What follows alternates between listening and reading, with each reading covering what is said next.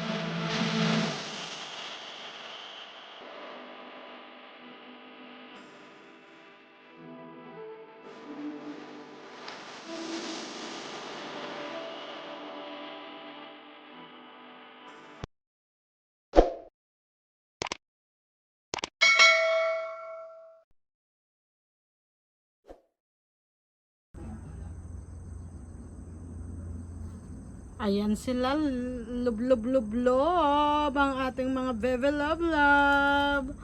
Lub-lub-lub-lub sila dito. Ayan, ang saya-saya ng mga bebe na yan. Nagka-time ang inahan at katatayan. Ayan, ayan sila ang ating mga giant babies. Yes, na nakakakilig. Ayan po sila. Wow. Ayan, inom ka ng maraming tubig. Mga anakis ko, inom-inom ng tubig. Yes. Dito sa papul ni Otosang, ni Daddy Yo. At ayan nga po, at dahil tapos na ang summer naman, ay napag-isipan ko naman na back to normal na po uli ang kanilang past shower dahil nga po tapos na ang kanilang dormancy season. Ayan, at bukas na rin ang kanilang mga rosette, mga gising na po sila. At kailangan na patubigan natin ng todo para sa pagpasok ng winter ay may baon po sila.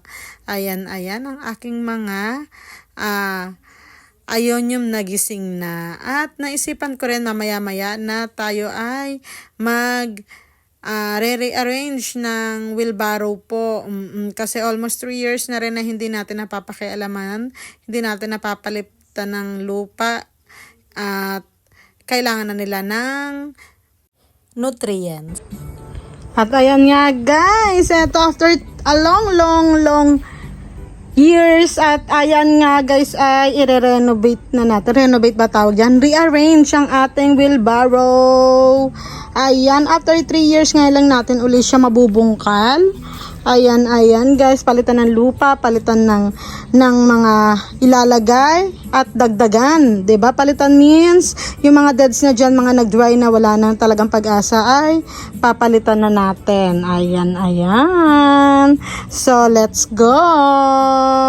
Grabe oh, isang sako na agad ang Ang lupa, unti pa lang natatanggal natin. Ayan. At ayan nga guys, sa tinagal-tagal ng panahon, talagang nag-leggings na sila. Tapos may mga nagmashi na, may mga yung ugat niya ay mga ganyan na guys. Oh, talagang not healthy na, buti na lang dito means okay pa sila. Tatanggalin din natin yung kakat natin, tsaka natin itatanim. Ayan, grabe pagka-leggings talaga nila, pagka-hoodie, literal. 'Di ba? Pero babalik natin ito sa wheelbarrow kasi this is a sign ng ating grupo, yung Succulent Japan Group. Ayan, dito sa Japan. Ayan guys, at ito si Paraguenses na pilit na nagmamaganda. Oh my god talaga guys. Oh my god, oh my golly, my Lord talaga. Ayan, grabe, sa tagal ng dumating ng forever nila guys. Ayan, ang mga ugat nila mahaba. Nakinat ko pa yan guys kinat ko pa. Oo, at bago natin to ilagay, ay titignan natin kung saan nagmumula, baka pusod ito ay mamatay, diba? Ayan, pero ikakat natin, ang dami na nating naikat na mga roots, mga old roots. Ayan, para masyadong okay na ang kalabasan nito pag nagkataon. Ayan guys, grabe si Paraguenses talaga. Oh, panalo to. May apple of the eyes talaga dito sa wheelbarrow, as in. Ayan nga po. At itong na to ay itinanggal ko na forever sa wheelbarrow natin kasi magtataglamig na. So ilalagay na lang natin siya sa pots. Ayan po guys. Ayan ang ating nasimulan na, diba? Buti na lang thank for Ate Badiday. Ayan, naihabol natin onting vlog balaybag. Diba? Ayan guys, sasamahan nyo ako mag-rearrange ng aking wheelbarrow. Ayan.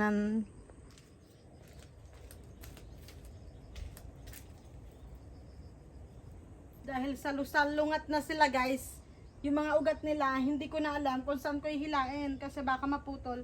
Pero grabe sila supreme, as in healthy sila supreme. Grabe sa all right. Ayan, so let's take care of yung mga dry, yung mga hindi na natin bet. Tanggalin na natin sila. Ayan. Yung mga bye shalala. Ayan guys. At syempre guys, habang tayo magre-rearrange, papalitan natin ang lupa, kailangan may Dr. Quack Quack. Yes, para pag ng mga mealybugs, ng mga ganyan guys. Ayan. So ibubudbud natin tong si Dr. Quack Quack Magisarap. Ayan. At syempre mayroon din tayong sound. So hindi lang pwedeng lakasan. Masisipa tayo. Ayan. So ayan. Nakailang tray ba tayo ng nakalimang tray tayo guys ng woody, kaya na tayo ngayon, magtatanim. Ayan. At eto nga po, habang nagre-rearrange ako ng mga binunot ko ngayon, ay hindi ko tuloy maisip kung paano ko ibabalik. So tanggal dito, balik doon, ganyan ang nangyari guys. Kaya hindi lang pala madali. Hindi pala madaling mag rearrange ng wheelbarrow, sa totoo lang. Kasi una-una lashing na sila, 'di ba? Tapos nandyan din yung manghihinayang ka kasi naglagas-lagas yung mga dahon-dahon niya. Kasama po 'yun. So naawa ako, kaya pilit ko na lang na inaayos maigi talaga guys kung paano yung pagbalik sa kanila, kasi yung mga dahon, yes, nalalaglag. Ayan po ang aking wheelbarrow ngayon. Ayan nga po guys, after ng mahabang oras, 'di ba? Habang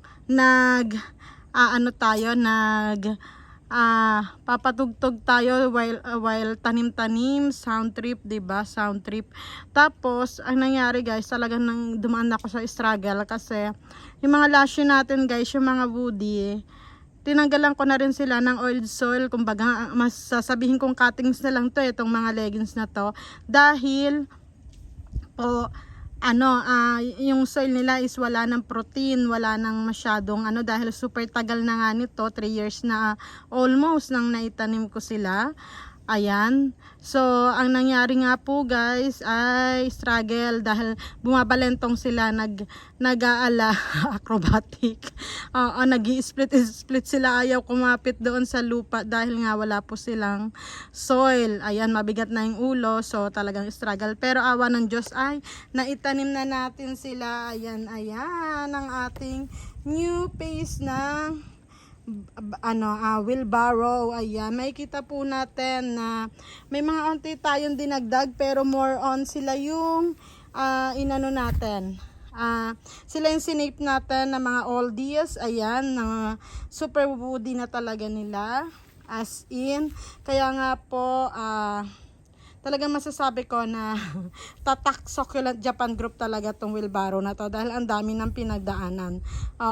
Dumaan sa summer, lahat ng season, summer, winter, tag-ulan, tag-bagyo, taglagas, ayan, pero buhay pa rin sila. May mga mawawala man pero andito pa rin po yung ganda. Ayan, at talagang lushy as in. Ayan, kung makikita nyo guys, marami din akong nilagay na mga leaves. Ayan, kasi habang nagtatanggal tayo ng sa kanila ng mga ugat, ng old soil, ay hindi maiwasang may mga matanggal na dahon. Kaya ginawa natin ay nilagay na natin dito. So bahala na kung mabuhay sila, 'di ba? Mas maganda. Ayan po guys ang ating wheelbarrow ala Marge Santillan. Ayan, thank you so much sa aking inspirasyon. At ayan nga guys, ang aking wheelbarrow. Ayan, thanks for watching. Ciao!